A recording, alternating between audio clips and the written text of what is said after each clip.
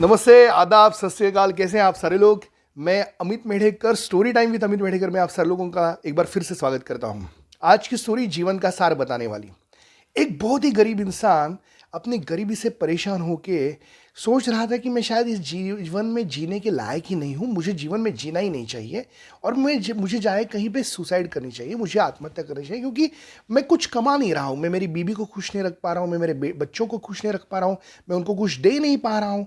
और यही सोचते सोचते सोचते वो एक बार चलते चलते चलते चलते पर्वत के ऊपर चला गया और वहां से वो कूदने ही वाला था तो किसी ने उसका हाथ पकड़ा।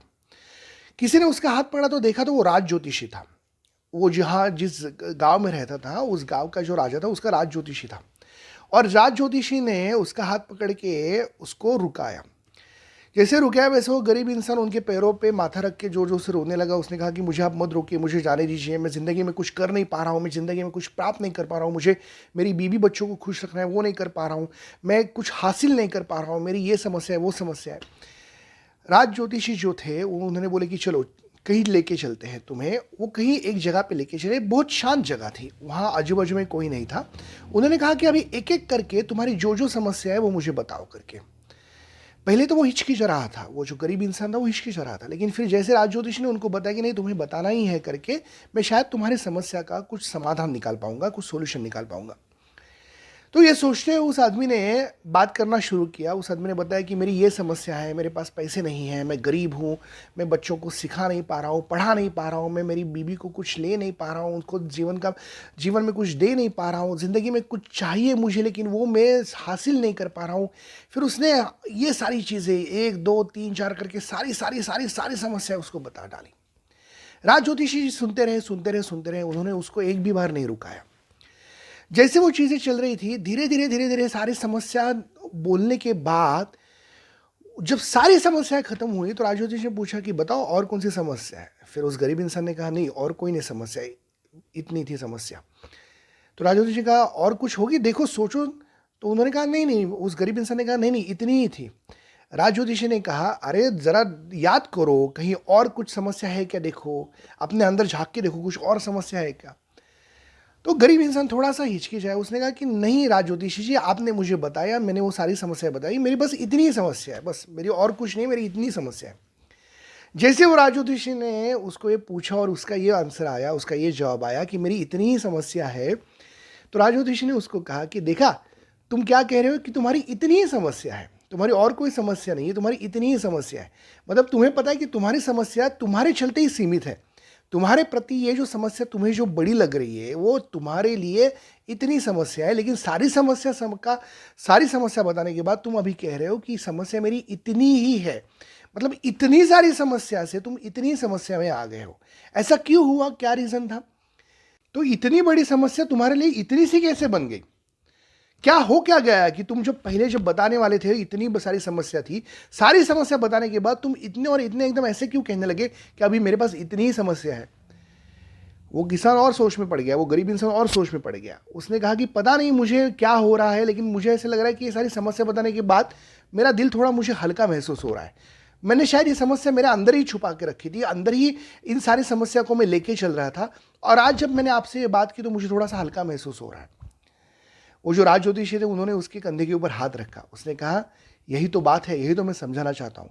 जब तुम्हें तुम्हारी समस्या सुनने वाले कोई कान मिल गए तो तुमने सारी समस्या बताई, और ये सारी समस्या बताने के बाद तुमने ये बताने की कोशिश की मैं इस सारी समस्या से जूझ रहा हूँ, मैं इस सारी समस्या से लड़ रहा हूँ, मुझे इन सारी समस्या से बाहर आना है।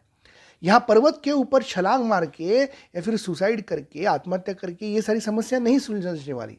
तुम्हें पता है तुम्हारे पीछे तुम्हारी बीवी है, तुम्हारे बच्चे हैं, और उनको भी तुम्हें कुछ ना कुछ चीज़ें देनी है, लेकिन तुम ये भी सोच में हो कि मैं इस हमारे समस्या का समाधान कैसे निकालूं। तुम ये जो कर्तव्य भावना के साथ चल रहे हो, तुम ये जिम्मेदारी के साथ चल रहे हो, तुम इसमें तुम्हारी बीवी और बच्चों को क्यों नहीं शामिल कर लेते, क्यों नहीं सोचते कि ये सारी चीज़ें तुम उनके लिए कर रहे हो तो उनको भी साथ में ले लो।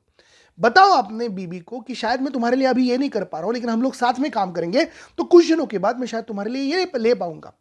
उसके बाद बताओ अपने बच्चों को, बताओ कि मैं शायद अभी तुम्हें ठीक शिक्षा नहीं दे पा रहा हूं, लेकिन कुछ दिनों के बाद जब हमारे दिन बदलेंगे तो मैं तुम्हें और अच्छी शिक्षा दे पाऊंगा।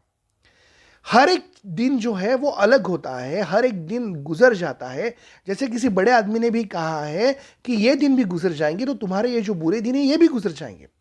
लेकिन तुम्हें यह समझना है कि इस समस्या को तुम बड़ा समझ रहे हो या तुम उस समस्या से खुद बड़े हो।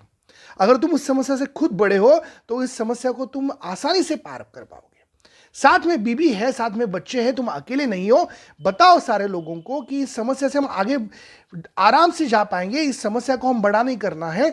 हमारी जिंदगी में हमें इतना और इतना खुद के ऊपर आत्मनिर्भर रहना है, खुद के ऊपर हमें इतना और इतना सेल्फ कॉन्फिडेंट रखना है कि हम इस सारी समस्या को आसानी से सुलझा पाएंगे और इस सारी समस्या के ऊपर हम जा पाएंगे। इस समस्या हमें इतनी छोटी लग जाएंगी, जो समस्या के बारे में हम सोच रहे थे वो समस्या हमारे लिए कुछ भी नहीं रहेगी।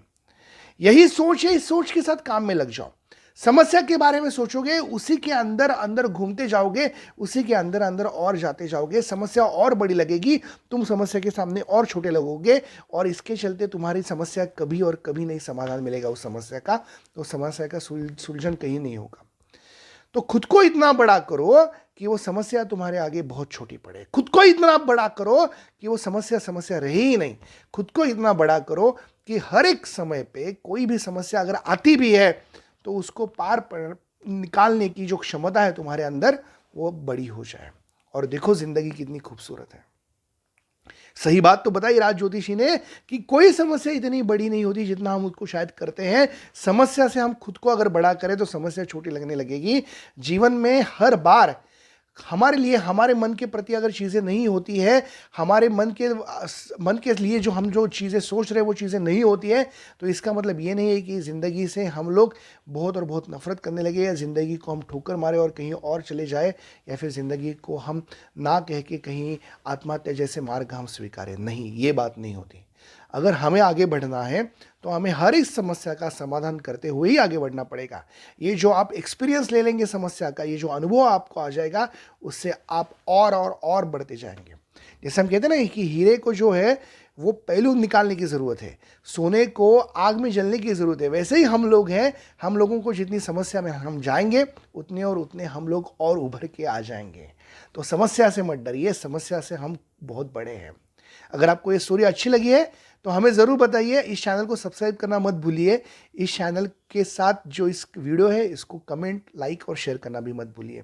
मैं अमित मेढेकर आप लोगों को कहता हूँ वापस मिलूंगा एक नई स्टोरी के लिए। तब तक के लिए आज्ञा दीजिए। बहुत सारा धन्यवाद आप लोगों का। ध्यान रखिए। Thank you so much.